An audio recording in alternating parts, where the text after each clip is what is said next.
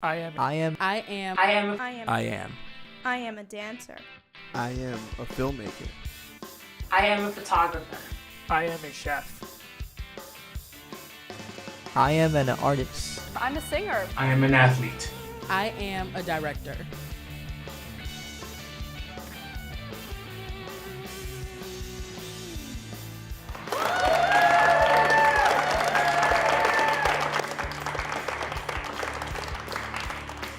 Hi everyone. Welcome to another edition of Center Stage. I'm your host, Michelle Purpura, and today we have two athletes joining us in the studio. We have two swimmers. Their names are Tatianna and Jessie. Welcome to the show. Hi, how are you? Hi. So please tell me a little how you both started out swimming, I guess 1, 2. My mom wanted me to try out for my high school team, and I didn't know how to swim. So, I started going to this was in freshman year of high school. So my mom put me in YMCA swim classes, and then, I started swimming a little in school, but then 11th grade, I was on the swim team, and I was competitive. And then from there on to now, I've only been swimming competitively for 4 years. Wow. That's great. And is your story similar, or did you start out differently? I started off when I was 7.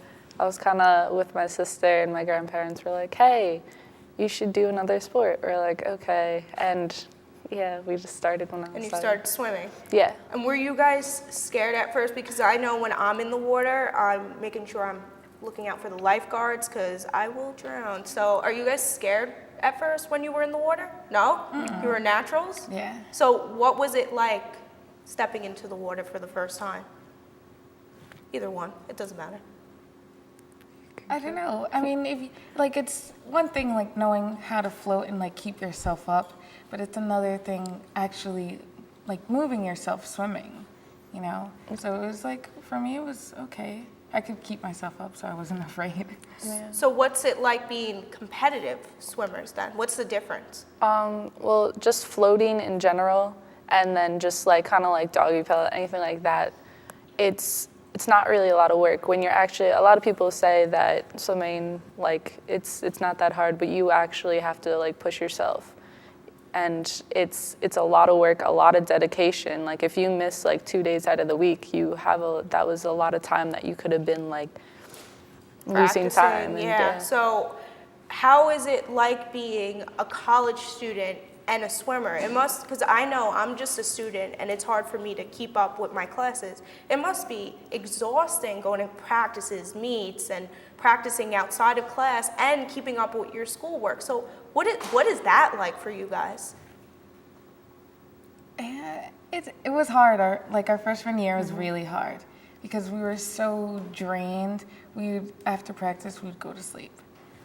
I personally would sleep through classes and then start slacking and not homework. I don't blame you. Yeah. But now, do you think that took away from your college experience? Going to parties and, no, because you love it, right? I like it, and also you meet a lot of people on the team. I didn't know Tati at first. I didn't know anyone. I was that quiet person just to be okay, I'm just going to go to class and then come back. And I heard, I was in the dorm and I heard someone yelling my name. I was like, I don't know who that is. And I turned around and she's like, you're on the swim team, right? I was like, well, I'm going to be on the swim team, yes. And she was like, me too, I'm Tatianna. I was like, I'm Jessie, and that's how we met. So. Oh, that's so would you say it's more like a family environment? Do you guys have each other's backs? Mm-hmm. And how is it with the other schools? Do you guys get really competitive, or do you know the other teams as well? No, it's kind of more we just know someone by their time. If you see this person come to swim, you're okay, that person, I have to beat that person. But it's nothing it's very friendly. After each race, you have to shake someone's hand. And if you don't, that's it makes frowned upon? Yeah, that makes our whole school look bad. So now times, I'm guessing that's when you get from one side to the other side. So what are your times? Our strokes? Yeah, I guess. I don't know. A stroke is like this, right? Well, there's freestyle, backstroke, breaststroke, and butterfly. Okay. So if you want to go. I'm a butterflyer, and I guess for a 50, I range between like 31 seconds and like 34. Wow. That sounds great. And a 50 is there and back. And then like 100, my time's terrible. It's Oh, like my fastest is 127. And it's like my average is 135, maybe, around Like there. around 30, yeah. Yeah. What about you, Jessie? I'm a backstroker, and then probably like kind of mid-distance freestyle. For backstroke, I go to a 32 or a 31, kind of like on my good days, 31, I guess. For a 50 freestyle, 50 backstroke, sorry, and then, yeah. Wow. So let's take a look at Jessie and Tatianna's practice.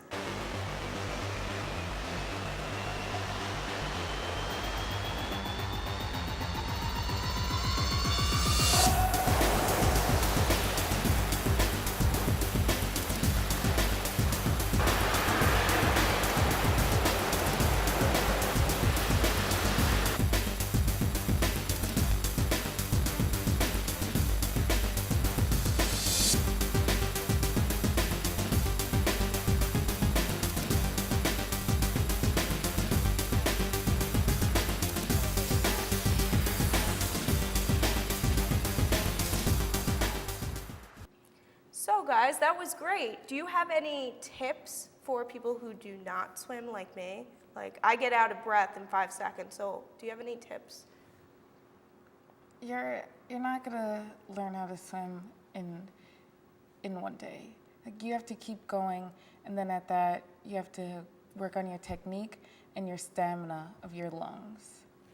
You know, like the first day, you're gonna say, wow, I could barely get down the pool.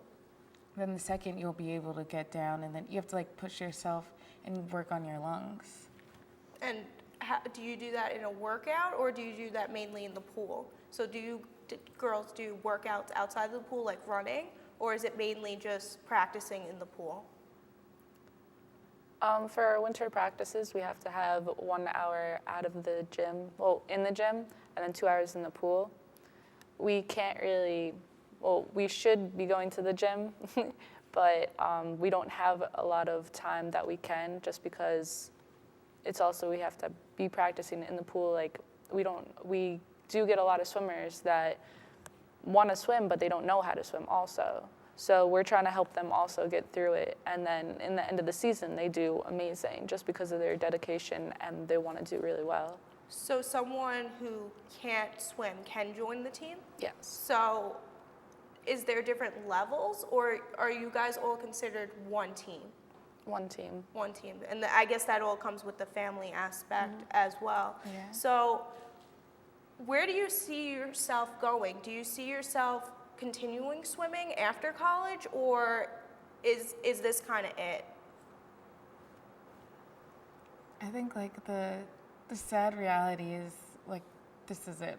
I mean, it's nice to think of like, ooh, the Olympics, but in reality we're nowhere near that level, you know. So I mean, this is it, but our jobs are orientated around swimming, so at least we. Oh, they are? Yeah. Oh, that's great. So what type of jobs do you have? Do you have them right now, or are you looking to get a job? Oh no, we have them right now. Yeah. So what are your positions? We're both swim instructors, and I lifeguard once in a while. Okay, that's great. And do you hope to continue with that, or do you hope to do something different after?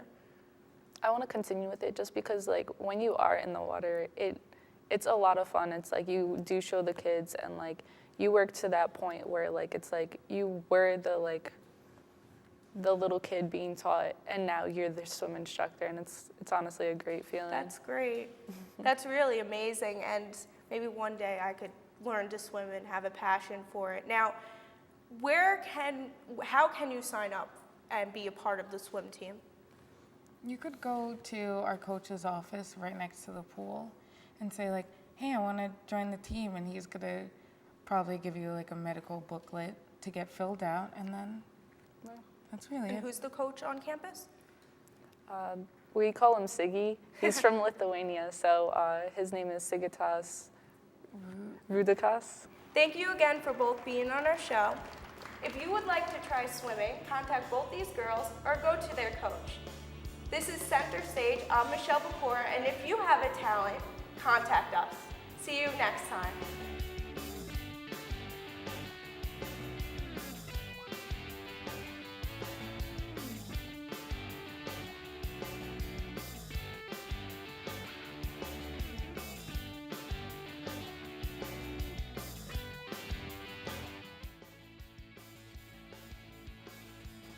Do you have a talent? Then come to Center Stage. Contact Michelle Purpura at mirose16@aol.com or Contact me at Zach Lewis Feldman, that's ZACH Lewis Feldman at gmail.com. and you could be on our show.